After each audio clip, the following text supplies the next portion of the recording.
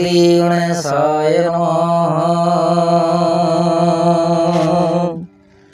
मदनाथ श्री जगन्नाथ मद्गुरु श्री जगद्गुरु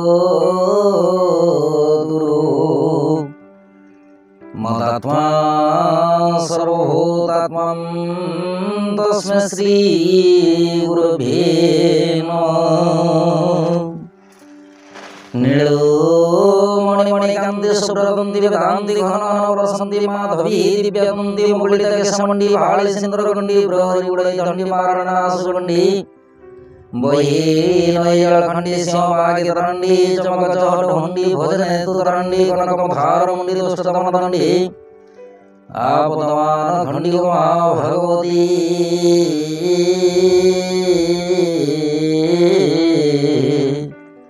बाळुदी प्रचंडी नौमा भगवती शरणम। दर्शक बंधु 12 अधिपति शनिश्चर महाग्रह एवं इष्टदेवी माँ भगवती दक्षिणेश्वरी काली नमन कर जानिबा आजिर राशिफल विषय रे। सर्वप्रथमे जानिबा आजिर राशि नक्षत्र तथा पंचांग विषय रे। आज ज्येष्ठ मास शुक्ल पक्ष इंग्राजी तारीख जून मास 8 तारीख 2024 मसीहा शनिवार। आज द्वितीया तिथि आद्रा नक्षत्र मिथुन चंद्र गंडयोग कलबकरण दिवा 3 घंटा 56 मिनिट पर तैतिलकरण भोग हेब। जोगिनी उत्तर दिगरे दिवा 3 घंटा 56 मिनिट पर आग्नेय कोण रे। आज वृष सिंह कन्या राशि घात 12 एवं कन्या राशि घात चंद्र। राहु काल दिवा 8 घंटा 28 मिनिट रु दिवा 10 घंटा 7 मिनिट मध्य। महेन्द्र बेला रात्रि 9 घंटा 2 मिनिट रु रात्रि 9 घंटा 57 मिनिट मध्य। राहु काल रे कौनसी आनुष्ठानिक मांगलिक शुभ कार्य करने शास्त्र सम्मत नुहे। एणुक महेन्द्र बेलाटी सर्वोत्तम कारण महेन्द्र बेलाटी श्रीहरि विष्णु अति प्रिय बोली शास्त्र मार्गदर्शन करिथाए। आजिर ग्रह स्थिति मंगल मेष राशि शुक्र रवि बुध एवं बृहस्पति एकत्रीकरण अवस्था वृष राशि चंद्र मिथुन राशि केतु कन्या राशि शनि कुंभ राशि राहु बृहस्पति साधारण राशि मीन राशि गोचर करेंगे। दर्शक बंधु राशिफल जानिबा आगुरु जानिबा आजिर दिव्य चिंतन विषय रे। दिव्य चिंतन रे अछि जने दर्शिका प्रश्न। दर्शिका जनक प्रश्न रखिछन्ति जन्मजातक शुक्र एवं बृहस्पति शुभग्रह। एणुक शुक्र बृहस्पति जदि महादशा कि अंतर्दशा फल दियंती ताहेले 2टी स्थानर फल दे थांती। ताहेले प्रथमे केउं स्थानर फल देबे उक्त विषय वस्तु नहीं कि आलोचना करिवे। दर्शक बंधु बृहस्पति हेउछन्ति धनुराशि एवं मीन राशि अधिपति। जन्मजातक जितेबाला बृहस्पति महादशा कि अंतर्दशा भोग समयटी आरंभ होता है सर्वप्रथमे सी धनुराशि फल दे थांती। कहीं धनुराशि हूँ बृहस्पति मूल त्रिकोण राशि।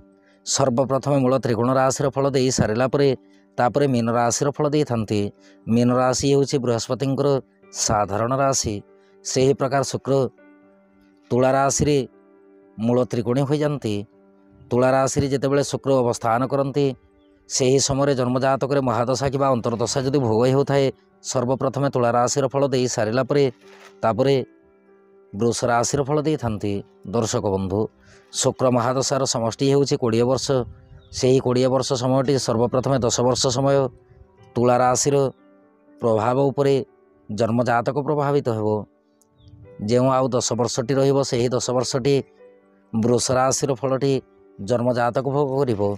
कहबार यथार्थ है लग्न अनुजाई जदि तुला राशि द्वितीय राशि हुए लग्नटी कन्या लग्न हुए ताहेले द्वितीय स्थान फल पाई सारा तापर नवम स्थान फल जहाँकि वृष राशि फलटी द्वितीय सोपान जन्मजातक भोग करें। से ही प्रकार बृहस्पति महादशा जितेबाला 16 वर्ष भोग होता है सर्वप्रथमे धनुराशि 8 वर्ष भोग सरला तापर धनुराशि 8 वर्ष समयटी महादशा एवं अंतर्दशा समयटी जन्मजातक भोग करें। जन्मजातक बृहस्पति एवं शुक्र होती सर्वाधिक शुभग्रह। बृहस्पति जन्म राशि ठारू गोचर द्वादश राशि पर्यंत एवं लग्न राशि ठारू द्वादश राशि पर्यंत जो राशि भी अवस्थान करिथांतु ना कहीं बृहस्पति सदा सर्वदा शुभ फलप्रदायी होता। दर्शक बंधु जदि जन्मजातक बृहस्पति अंश बल दुर्बल होता ତାହେଲେ ଉଣା ଅଧିକ ଫଳ ଦେଇଥାନ୍ତି। ବୃହସ୍ପତି ଯେତେବେଳେ ଶୁଭଫଳଦାୟକ ହୁଅନ୍ତି, ବିଶେଷ କରି ତ୍ରିକୋଣ ସ୍ଥାନରେ ଯଦି ବୃହସ୍ପତି ଅବସ୍ଥାନ କରିଥାନ୍ତି, ପ୍ରବଳ ମାତ୍ରାରେ ଇଏ ଶୁଭଫଳ ପ୍ରଦାନ କରିବା ସହିତ ଜନ୍ମଜାତକ ପ୍ରତି ଶୁଭାଶିଷ ପ୍ରଦାନ କରିଥାନ୍ତି। ଇଏ ଥିଲା ଜଣେ ଦର୍ଶିକାଙ୍କ ପ୍ରଶ୍ନ। ଏବେ ଆସନ୍ତୁ ଜାଣିବା ଆଜିର ରାଶିଫଳ ବିଷୟରେ। ରାଶିଫଳଟି ଆପଣଙ୍କ ଚନ୍ଦ୍ର ରାଶି ଉପରେ ଆଧାରିତ। ଆପଣଙ୍କ ଜନ୍ମଗୋଷ୍ଠୀରେ ଚନ୍ଦ୍ରମା ଯେଉଁ ରାଶିରେ ଅବସ୍ଥାନ କରିଛନ୍ତି ସିଏ ହେଉଛି ଆପଣଙ୍କ ଚନ୍ଦ୍ର ରାଶି ବା ଜନ୍ମରାଶି। ଯଦି ଆପଣ ନିଜର ଜନ୍ମରାଶି ଜାଣିନାହାନ୍ତି ତାହେଲେ ପ୍ରଚଳିତ ନାମ ରାଶି ଅନୁସାରେ ରାଶିଫଳଟି ଦେଖିପାରିବେ। ଚନ୍ଦ୍ରମା ଆଜି ରାହୁଙ୍କ ନକ୍ଷତ୍ରରେ ମିଥୁନ ରାଶିରେ ଗୋଚର କରିବେ। ଫଳରେ ମେଷ ରାଶି ଠାରୁ ମୀନ ରାଶି ପର୍ଯ୍ୟନ୍ତ ଦ୍ୱାଦଶ ରାଶି ଉପରେ ଚନ୍ଦ୍ରମାଙ୍କ କେଉଁ ପ୍ରକାର ପ୍ରଭାବ ରହିବ ଉକ୍ତ ବିଷୟବସ୍ତୁ ଉପରେ ପରିଚିତ ହେବା। କାଳପୁରୁଷ ଚକ୍ରର ପ୍ରଥମ ରାଶି ମେଷ ରାଶି। ମେଷ ରାଶି ବ୍ୟକ୍ତିବିଶେଷଙ୍କ ପାଇଁ ଦିନଟିରେ ଚନ୍ଦ୍ରମା ରାଶିଠାରୁ ତୃତୀୟ ସ୍ଥାନରେ ଗୋଚର କରିବେ। ଫଳରେ କାର୍ଯ୍ୟକ୍ଷେତ୍ର ଏବଂ ବ୍ୟବସାୟରେ ଆକସ୍ମିକ ଧନଲାଭର ସୂଚନା ଅଛି। ସରକାରୀ ବେସରକାରୀ କର୍ମକୁ ନେଇକି ସଫଳତାର ଚାବିକାଠି ପ୍ରାପ୍ତି ହେବ। ଦାମ୍ପତ୍ୟ ଓ ପ୍ରେମ ସମ୍ପର୍କ ସୁଦୃଢ଼ ରହିବା ସହିତ ଆର୍ଥିକ ସ୍ଥିତି ସବଳ ଅଟେ। ସ୍ୱାସ୍ଥ୍ୟ ଶରୀର ଅତି ଉତ୍ତମ ରହିବ। ଯାତ୍ରା ପାଇଁ ଦିନଟି ଆପଣଙ୍କ ପକ୍ଷରେ ଯିବ। ବିଦ୍ୟାର୍ଥୀ ଓ ମହିଳାମାନେ କାର୍ଯ୍ୟକ୍ଷେତ୍ରରେ ସାହାଯ୍ୟ ସହାନୁଭୂତି ପ୍ରାପ୍ତି କରିବେ। ଆପଣଙ୍କ ପାଇଁ ଶୁଭ ରଙ୍ଗ ଆଜି ଚିତ୍ରବର୍ଣ୍ଣ ରଙ୍ଗ। ଶୁଭଙ୍କ ସାଥେ ଆପଣ ଆଜି ଦୁର୍ଗା ନବାକ୍ଷରୀ ମନ୍ତ୍ର ପଠନ କରନ୍ତୁ। ଦିନଟି ଅତ୍ୟନ୍ତ ସୁଖଦାୟକ ହେବ। ବୃଷ ରାଶି। ବୃଷ ରାଶି ବ୍ୟକ୍ତିବିଶେଷଙ୍କ ପାଇଁ ଦିନଟିରେ ଚନ୍ଦ୍ରମା ରାଶିଠାରୁ ଦ୍ୱିତୀୟ ସ୍ଥାନରେ ଗୋଚର କରିବେ। ଫଳରେ କାର୍ଯ୍ୟକ୍ଷେତ୍ର ଏବଂ ବ୍ୟବସାୟରେ ଆଳସ୍ୟ ବୃଦ୍ଧି ହେବ। ସରକାରୀ ବେସରକାରୀ କର୍ମକୁ ନେଇକି ଅସ୍ଥିରତା ଗୁଣ ଦେଖାଯାଇପାରେ। ଦାମ୍ପତ୍ୟ ଓ ପ୍ରେମ ସମ୍ପର୍କ ସୁଦୃଢ଼ ରଖନ୍ତୁ। ଆକସ୍ମିକ ଭାବେ ପ୍ରେମ ସମ୍ପର୍କକୁ ନେଇକି ମତାନ୍ତର ଭାବଜାତ ହୋଇପାରେ। ଆର୍ଥିକ ଦୃଷ୍ଟିକୋଣରୁ ଦେଖିବାକୁ ଗଲେ ଆର୍ଥିକ ସ୍ଥିତି ଦୁର୍ବଳ ରହିପାରେ। ଦିନଟିରେ ବାକ୍ଶୁଦ୍ଧି ନିତାନ୍ତ ଦରକାର। ଯାତ୍ରା ପାଇଁ ଦିନଟି ମଧ୍ୟମ ଫଳଦାୟକ। ସ୍ୱାସ୍ଥ୍ୟ ଶରୀର ପ୍ରତି ଧ୍ୟାନ ଦେବା ସହିତ ଦିନଟିରେ ପାରିବାରିକ ପରିବେଶ ପ୍ରତି ଧ୍ୟାନ ରଖନ୍ତୁ। ବିଦ୍ୟାର୍ଥୀ ଓ ମହିଳାମାନେ କାର୍ଯ୍ୟକ୍ଷେତ୍ରରେ ଉନ୍ନତିମୂଳକ କାର୍ଯ୍ୟ ସମ୍ପାଦନରେ ବାଧକ ଯୋଗ ଲକ୍ଷ୍ୟ କରିବେ। ଆପଣଙ୍କ ପାଇଁ ଶୁଭ ରଙ୍ଗ ଆଜି ଧବଳବର୍ଣ୍ଣ ରଙ୍ଗ। ଶୁଭଙ୍କ ପାଞ୍ଚେ ଆପଣ ଆଜି କ୍ଳିଂ କୃଷ୍ଣାୟ ଗୋବିନ୍ଦାୟ ଗୋପୀଜନବଲ୍ଲଭାୟ ରାଧାକୃଷ୍ଣାୟ ନମୋ ଭଗବତେ ବାସୁଦେବାୟ ନମଃ ଏହି ମନ୍ତ୍ରକୁ ପଠନ କରନ୍ତୁ। ଦିନଟି ଅତ୍ୟନ୍ତ ସୁଖଦାୟକ ହେବ। ମିଥୁନ ରାଶି। ମିଥୁନ ରାଶି ବ୍ୟକ୍ତିବିଶେଷଙ୍କ ପାଇଁ ଦିନଟିରେ ଚନ୍ଦ୍ରମା ରାଶିରେ ଗୋଚର କରିବେ। ଫଳରେ କାର୍ଯ୍ୟକ୍ଷେତ୍ର ଏବଂ ବ୍ୟବସାୟରେ ସଫଳତାର ଚାବିକାଠି ପ୍ରାପ୍ତି ହେବ। ସରକାରୀ ବେସରକାରୀ କର୍ମକୁ ନେଇକି ସ୍ୱାଧୀନତା ଭାବେ କର୍ମ ସମ୍ପାଦନ କରିବେ। ଦାମ୍ପତ୍ୟ ଓ ପ୍ରେମ ସମ୍ପର୍କ ସୁଦୃଢ଼ ଅଟେ। ଆର୍ଥିକ ସ୍ଥିତି ବିଶେଷ ସୁଖଦାୟକ ନୁହେଁ। ସ୍ୱାସ୍ଥ୍ୟ ଶରୀର ପ୍ରତି ଯତ୍ନଶୀଳ ରୁହନ୍ତୁ। ଯାତ୍ରା ପାଇଁ ଦିନଟି ମଧ୍ୟମ ଫଳଦାୟକ। ବିଦ୍ୟାର୍ଥୀ ଓ ମହିଳାମାନେ କାର୍ଯ୍ୟକ୍ଷେତ୍ରରେ ଉନ୍ନତିମୂଳକ କର୍ମ ସମ୍ପାଦନ କରିବେ। ଆପଣଙ୍କ ପାଇଁ ଶୁଭ ରଙ୍ଗ ଆଜି ଘନନୀଳ ରଙ୍ଗ। ଶୁଭଙ୍କ ଏକ ଆପଣ ଆଜି ରାମରକ୍ଷା ସ୍ତୋତ୍ର ପାଠ କରନ୍ତୁ। ଦିନଟି ଅମୃତ ତୁଲ୍ୟ ହେବ। କର୍କଟ ରାଶି। କର୍କଟ ରାଶି ବ୍ୟକ୍ତିବିଶେଷଙ୍କ ପାଇଁ ଦିନଟିରେ ଚନ୍ଦ୍ରମା ରାଶିଠାରୁ ଦ୍ୱାଦଶ ସ୍ଥାନରେ ଗୋଚର କରିବେ। ଫଳରେ କାର୍ଯ୍ୟକ୍ଷେତ୍ର ଏବଂ ବ୍ୟବସାୟରେ ଅପବ୍ୟୟ ଖର୍ଚ୍ଚର ସୂଚନା ଅଛି। ସରକାରୀ ବେସରକାରୀ କର୍ମକୁ ନେଇକି ଧୀରମନ ସ୍ଥିର ଚିତ୍ତରେ କର୍ମ ସମ୍ପାଦନ କରନ୍ତୁ। ଦାମ୍ପତ୍ୟ ଓ ପ୍ରେମ ସମ୍ପର୍କ ମଧ୍ୟମରୁ ଉତ୍ତମ ରହିବ। ଆର୍ଥିକ ଦୃଷ୍ଟିକୋଣରୁ ଦେଖିବାକୁ ଗଲେ ଆର୍ଥିକ ସ୍ଥିତି ବିଶେଷ ସୁଖଦାୟକ ନୁହେଁ। ସ୍ୱାସ୍ଥ୍ୟ ଶରୀର ପ୍ରତି ଧ୍ୟାନ ରଖନ୍ତୁ। ଯାତ୍ରା ପାଇଁ ଦିନଟି ଅମୃତ ତୁଲ୍ୟ। ବିଦ୍ୟାର୍ଥୀ ଓ ମହିଳାମାନେ କାର୍ଯ୍ୟକ୍ଷେତ୍ରରେ ଅମନୋଯୋଗୀ ରହିବେ। ଆପଣଙ୍କ ପାଇଁ ଶୁଭ ରଙ୍ଗ ଆଜି ଘୃତବର୍ଣ୍ଣ ରଙ୍ଗ। ଶୁଭଙ୍କ ତିନି ଆପଣ ଆଜି ହନୁମାନ ଚାଳିଶା ପଠନ କରନ୍ତୁ। ଦିନଟି ଅମୃତ ତୁଲ୍ୟ ହେବ। ସିଂହ ରାଶି। ସିଂହ ରାଶି ବ୍ୟକ୍ତିବିଶେଷଙ୍କ ପାଇଁ ଦିନଟିରେ ଚନ୍ଦ୍ରମା ରାଶିଠାରୁ ଏକାଦଶ ସ୍ଥାନରେ ଗୋଚର କରିବେ। ଫଳରେ କାର୍ଯ୍ୟକ୍ଷେତ୍ର ଏବଂ ବ୍ୟବସାୟରେ ଜନସମ୍ପର୍କ ବୃଦ୍ଧି ହେବ। ସରକାରୀ ବେସରକାରୀ କର୍ମକୁ ନେଇକି ଅତ୍ୟନ୍ତ ଖୁସି ଅନୁଭବ କରିବେ। ଦାମ୍ପତ୍ୟ ଓ ପ୍ରେମ ସମ୍ପର୍କ ସୁଦୃଢ଼ ରହିବ। ଆର୍ଥିକ ସ୍ଥିତି ମଧ୍ୟମରୁ ଉତ୍ତମ ଅଟେ। ସ୍ୱାସ୍ଥ୍ୟ ଶରୀର ପ୍ରତି ଧ୍ୟାନ ରଖନ୍ତୁ। ଯାତ୍ରା ପାଇଁ ଦିନଟି ସୁଖଦ ରହିବ। ବିଦ୍ୟାର୍ଥୀ ଓ ମହିଳାମାନେ କାର୍ଯ୍ୟକ୍ଷେତ୍ରରେ କୃତିତ୍ୱ ଅର୍ଜନ କରିବେ। ଆପଣଙ୍କ ପାଇଁ ଶୁଭ ରଙ୍ଗ ଆଜି ଫିକା ଗୋଲାପୀ ରଙ୍ଗ। ଶୁଭଙ୍କ ଆଠେ ଆପଣ ଆଜି ଧୂମ ଦୁର୍ଗାୟ ନମଃ ଏହି ମନ୍ତ୍ରକୁ ପଠନ କରନ୍ତୁ। ଦିନଟି ଅତ୍ୟନ୍ତ ସୁଖଦାୟକ ହେବ। କନ୍ୟା ରାଶି। କନ୍ୟା ରାଶି ବ୍ୟକ୍ତିବିଶେଷଙ୍କ ପାଇଁ ଦିନଟିରେ ଚନ୍ଦ୍ରମା ରାଶିଠାରୁ ଦଶମ ସ୍ଥାନରେ ଗୋଚର କରିବେ। ଫଳରେ କାର୍ଯ୍ୟକ୍ଷେତ୍ର ଏବଂ ବ୍ୟବସାୟରେ ଆର୍ଥିକ ସ୍ଥିତି ସବଳ ରହିବ। ସରକାରୀ ବେସରକାରୀ କର୍ମକୁ ନେଇକି ତରତର ନିଷ୍ପତ୍ତି ନିଅନ୍ତୁ ନାହିଁ। ଦିନଟିରେ ଘାତ ଚନ୍ଦ୍ରର ସୂଚନା ଅଛି। ଦାମ୍ପତ୍ୟ ଓ ପ୍ରେମ ସମ୍ପର୍କ ସୁଦୃଢ଼ ଅଟେ। ଆର୍ଥିକ ସ୍ଥିତି ଅତି ଉତ୍ତମ ରହିବ। ସ୍ୱାସ୍ଥ୍ୟ ଶରୀର ପ୍ରତି ଧ୍ୟାନ ରଖିବା ସହିତ ଯାତ୍ରା ସମୟରେ ସତର୍କତା ଅବଲମ୍ବନ କରିବା ନିତାନ୍ତ ଆବଶ୍ୟକ। ବିଦ୍ୟାର୍ଥୀ ଓ ମହିଳାମାନେ କାର୍ଯ୍ୟକ୍ଷେତ୍ରରେ ଅନ୍ୟ ଉପରେ ନିର୍ଭରଶୀଳ ରହିବେ। ଆପଣଙ୍କ ପାଇଁ ଶୁଭ ରଙ୍ଗ ଆଜି ସବୁଜ ବର୍ଣ୍ଣ ରଙ୍ଗ। ଶୁଭଙ୍କ ପାଞ୍ଚେ ଆପଣ ଆଜି ଗଣେଶଙ୍କୁ ଦୁର୍ବା ଅର୍ପଣ କରନ୍ତୁ। ଦିନଟି ଅତ୍ୟନ୍ତ ସୁଖଦାୟକ ହେବ। ତୁଳା ରାଶି। ତୁଳା ରାଶି ବ୍ୟକ୍ତିବିଶେଷଙ୍କ ପାଇଁ ଦିନଟିରେ ଚନ୍ଦ୍ରମା ରାଶିଠାରୁ ନବମ ସ୍ଥାନରେ ଗୋଚର କରିବେ। ଫଳରେ କାର୍ଯ୍ୟକ୍ଷେତ୍ର ଏବଂ ବ୍ୟବସାୟରେ ପରୋପକାର କରି ପ୍ରଶଂସାର ପାତ୍ର ହେବେ। ସରକାରୀ ବେସରକାରୀ କର୍ମକୁ ନେଇକି ଉପରିସ୍ଥ କର୍ମଚାରୀଙ୍କ ପରାମର୍ଶ ଅନୁସାରେ କର୍ମ ସମ୍ପାଦନ କରନ୍ତୁ। ଦାମ୍ପତ୍ୟ ଓ ପ୍ରେମ ସମ୍ପର୍କ ମଧ୍ୟମରୁ ଉତ୍ତମ ରହିବ। ଆର୍ଥିକ ସ୍ଥିତି ବିଶେଷ ସୁଖଦାୟକ ନୁହେଁ। ଦିନଟିରେ ସନ୍ତାନ ପୀଡ଼ାର ସୂଚନା ଅଛି। ସ୍ୱାସ୍ଥ୍ୟ ଶରୀର ପ୍ରତି ଧ୍ୟାନ ଦେବା ସହିତ ଖାଦ୍ୟପେୟ ପ୍ରତି ଧ୍ୟାନ ରଖନ୍ତୁ। ଯାତ୍ରା ପାଇଁ ଦିନଟି ମଧ୍ୟମ ଫଳଦାୟକ। ବିଦ୍ୟାର୍ଥୀ ଓ ମହିଳାମାନେ କାର୍ଯ୍ୟକ୍ଷେତ୍ରରେ ପରୋପକାର କରି ପ୍ରଶଂସାର ପାତ୍ର ହେବେ। ଆପଣଙ୍କ ପାଇଁ ଶୁଭ ରଙ୍ଗ ଆଜି ଚିତ୍ରବର୍ଣ୍ଣ ରଙ୍ଗ ଶୁଭ ଅଙ୍କନ। ଆପଣ ଆଜି ସିଦ୍ଧକୁଞ୍ଜିକା ମନ୍ତ୍ର ପଠନ କରନ୍ତୁ। ଦିନଟି ଅମୃତ ତୁଲ୍ୟ ହେବ।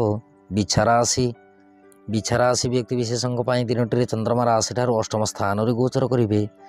ଫଳରେ କାର୍ଯ୍ୟକ୍ଷେତ୍ର ଏବଂ ବ୍ୟବସାୟରେ ସୁଖହାନିର ସୂଚନା ଅଛି। ସରକାରୀ ବେସରକାରୀ କର୍ମକୁ ନେଇକି ଘାତ ପ୍ରତିଘାତ ଯୋଗ ସଂଗଠିତ ହୋଇପାରେ। ଦାମ୍ପତ୍ୟ ଓ ପ୍ରେମ ସମ୍ପର୍କ ସୁଦୃଢ଼ ରଖନ୍ତୁ। ଦିନଟିରେ ଦୁର୍ଘଟଣାରେ ଗ୍ରସିତ ହୋଇପାରନ୍ତି। ଆର୍ଥିକ ସ୍ଥିତି ମଧ୍ୟମରୁ ଉତ୍ତମ ରହିବ। ସ୍ୱାସ୍ଥ୍ୟ ଶରୀର ଆଦ୍ୟ ଶୁଭଦାୟକ ନୁହେଁ। ଯାତ୍ରା ପାଇଁ ଦିନଟି ମଧ୍ୟମ ଫଳଦାୟକ। ବିଦ୍ୟାର୍ଥୀ ଓ ମହିଳାମାନେ କାର୍ଯ୍ୟକ୍ଷେତ୍ରରେ ଅଶାନ୍ତିର ବାତାବରଣ ଭିତରେ ଗତି କରିବେ। ଆପଣଙ୍କ ପାଇଁ ଶୁଭ ରଙ୍ଗ ଆଜି ସିନ୍ଦୁରବର୍ଣ୍ଣ ରଙ୍ଗ ଶୁଭ ଅଙ୍କ 3। ଆପଣ ଆଜି ଓଙ୍କାର ମନ୍ତ୍ରକୁ ଉଚ୍ଚାରଣ କରନ୍ତୁ। ଦିନଟି ଅତ୍ୟନ୍ତ ସୁଖଦ ରହିବ। ଧନୁରାଶି ବ୍ୟକ୍ତି ବିଶେଷଙ୍କ ପାଇଁ ଦିନଟିରେ ଚନ୍ଦ୍ରମା ରାଶିଠାରୁ ସପ୍ତମ ସ୍ଥାନରେ ଗୋଚର କରିବେ। ଫଳରେ କାର୍ଯ୍ୟକ୍ଷେତ୍ର ଏବଂ ବ୍ୟବସାୟରେ ଆକସ୍ମିକ ସମ୍ପତ୍ତି ଲାଭର ସୂଚନା ଅଛି।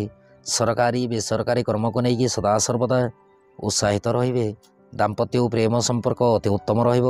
ଆର୍ଥିକ ସ୍ଥିତି ସବଳ ରହିବା ସହିତ ସ୍ୱାସ୍ଥ୍ୟ ଶରୀର ଅତି ଉତ୍ତମ ଅଟେ। ଯାତ୍ରା ପାଇଁ ଦିନଟି ଆପଣଙ୍କ ପକ୍ଷରେ ଯିବ। ବିଦ୍ୟାର୍ଥୀ ଓ ମହିଳାମାନେ କାର୍ଯ୍ୟକ୍ଷେତ୍ରରେ ପ୍ରତି ମୁହୂର୍ତ୍ତରେ ଲାଭର ସୂଚନା ଲକ୍ଷ୍ୟ କରିବେ। ଆପଣଙ୍କ ପାଇଁ ଶୁଭ ରଙ୍ଗ ଆଜି ପୀତବର୍ଣ୍ଣ ରଙ୍ଗ ଶୁଭ ଅଙ୍କ 8। ଆପଣ ଆଜି ଗାଈକୁ ଚଣା ଆଉ ମୁଗ ଖାଇବାକୁ ଦିଅନ୍ତୁ। ଦିନଟି ଅତ୍ୟନ୍ତ ସୁଖଦାୟକ ହେବ। ମକର ରାଶି ବ୍ୟକ୍ତି ବିଶେଷଙ୍କ ପାଇଁ ଦିନଟିରେ ଚନ୍ଦ୍ରମା ରାଶିଠାରୁ ଷଷ୍ଠ ସ୍ଥାନରେ ଗୋଚର କରିବେ। ଫଳରେ କାର୍ଯ୍ୟକ୍ଷେତ୍ର ଏବଂ ବ୍ୟବସାୟରେ ଗର୍ବ ଅନୁଭବ ହେବ। ସରକାରୀ ବେସରକାରୀ କର୍ମକୁ ନେଇକି ଦୀର୍ଘ ଦିନରୁ ଅଟକି ରହିଥିବା କର୍ମ ସମ୍ପାଦନ କରିବେ। ଦାମ୍ପତ୍ୟ ଓ ପ୍ରେମ ସମ୍ପର୍କ ସୁଦୃଢ଼ ଅଟେ। ଆର୍ଥିକ ସ୍ଥିତି ଅତି ଉତ୍ତମ ରହିବା ସହିତ ସ୍ୱାସ୍ଥ୍ୟ ଶରୀର ସବଳ ରହିବ। ଯାତ୍ରା ପାଇଁ ଦିନଟି ଅମୃତ ତୁଲ୍ୟ। ବିଦ୍ୟାର୍ଥୀ ଓ ମହିଳାମାନେ କାର୍ଯ୍ୟକ୍ଷେତ୍ରରେ କୃତିତ୍ୱ ଅର୍ଜନ କରିବେ। ଆପଣଙ୍କ ପାଇଁ ଶୁଭ ରଙ୍ଗ ଆଜି ଆକାଶୀ ବର୍ଣ୍ଣ ରଙ୍ଗ ଶୁଭ ଅଙ୍କ 4। ଆପଣ ଆଜି ଦେବୀ ମନ୍ଦିରରେ ଘୃତ ଦୀପ ଅର୍ପଣ କରନ୍ତୁ। ଦିନଟି ଅମୃତ ତୁଲ୍ୟ ହେବ। କୁମ୍ଭ ରାଶି ବ୍ୟକ୍ତି ବିଶେଷଙ୍କ ପାଇଁ ଦିନଟିରେ ଚନ୍ଦ୍ରମା ରାଶିଠାରୁ ପଞ୍ଚମ ସ୍ଥାନରେ ଗୋଚର କରିବେ। ଫଳରେ କାର୍ଯ୍ୟକ୍ଷେତ୍ର ଏବଂ ବ୍ୟବସାୟରେ ଅନ୍ୟର ପରାମର୍ଶରେ କର୍ମ ସମ୍ପାଦନ ହେବ। ସରକାରୀ ବେସରକାରୀ କର୍ମକୁ ନେଇକି ଆଶ୍ୱସ୍ତି ଲାଭ କରିବେ।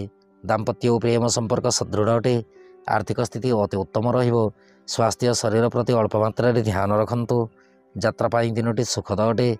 ବିଦ୍ୟାର୍ଥୀ ଓ ମହିଳାମାନେ କାର୍ଯ୍ୟକ୍ଷେତ୍ରରେ ପ୍ରଶଂସାର ଭାଜନ ହେବେ। ଆପଣଙ୍କ ପାଇଁ ଶୁଭ ରଙ୍ଗ ଆଜି ବାଇଗଣୀ ରଙ୍ଗ ଶୁଭ ଅଙ୍କ 2। ଆପଣ ଆଜି ଅସହାୟ ବ୍ୟକ୍ତିଙ୍କୁ ସାହାଯ୍ୟ ହୁଅନ୍ତୁ। ଦିନଟି ଅତ୍ୟନ୍ତ ସୁଖଦାୟକ ହେବ।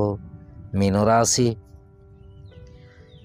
ରାଶି ବ୍ୟକ୍ତି ବିଶେଷଙ୍କ ପାଇଁ ଦିନଟିରେ ଚନ୍ଦ୍ରମା ରାଶିଠାରୁ ଚତୁର୍ଥ ସ୍ଥାନରେ ଗୋଚର କରିବେ। ଫଳରେ କାର୍ଯ୍ୟକ୍ଷେତ୍ର ଏବଂ ବ୍ୟବସାୟରେ କଳହର ବାତାବରଣ ଉତ୍ପନ୍ନ ହୋଇପାରେ। ପରିବାର ମଧ୍ୟ ଶାନ୍ତିର ବାତାବରଣ ରଖନ୍ତୁ। ସରକାରୀ ବେସରକାରୀ କର୍ମକୁ ନେଇକି ତରତର ନିଷ୍ପତ୍ତି ନିଅନ୍ତୁ ନାହିଁ। ଦାମ୍ପତ୍ୟ ଓ ପ୍ରେମ ସମ୍ପର୍କ ସୁଦୃଢ଼ ରହିବ। ଆର୍ଥିକ ସ୍ଥିତି ମଧ୍ୟମରୁ ଉତ୍ତମ ଅଟେ। ସ୍ୱାସ୍ଥ୍ୟ ଶରୀର ପ୍ରତି ଧ୍ୟାନ ରଖନ୍ତୁ। ଯାତ୍ରା ପାଇଁ ଦିନଟି ମଧ୍ୟମ ଫଳଦାୟକ। ବିଦ୍ୟାର୍ଥୀ ଓ ମହିଳାମାନେ କାର୍ଯ୍ୟକ୍ଷେତ୍ରରେ କଳହର ବାତାବରଣ ଭିତରେ ଗତି କରିବେ। ଆପଣଙ୍କ ପାଇଁ ଶୁଭ ରଙ୍ଗ ଆଜି ଫିକା ଗୋଲାପୀ ରଙ୍ଗ ଶୁଭ ଅଙ୍କ 2। ଆପଣ ଆଜି ଦୁର୍ଗା ନବାକ୍ଷରୀ ମନ୍ତ୍ର ପଠନ କରନ୍ତୁ। ଦିନଟି ଅମୃତ ତୁଲ୍ୟ ହେବ। ଦର୍ଶକ ବନ୍ଧୁ, ଇଏ ଥିଲା ମେଷ ରାଶିଠାରୁ ମୀନ ରାଶି ପର୍ଯ୍ୟନ୍ତ 12 ରାଶିର ରାଶିଫଳ ଏବଂ ଆଜିର ଦିବ୍ୟ ଚିନ୍ତନ। ଏବେ ଅନୁମତି ଦିଅନ୍ତୁ। ନବମା ଭଗବତୀ ଶରଣ।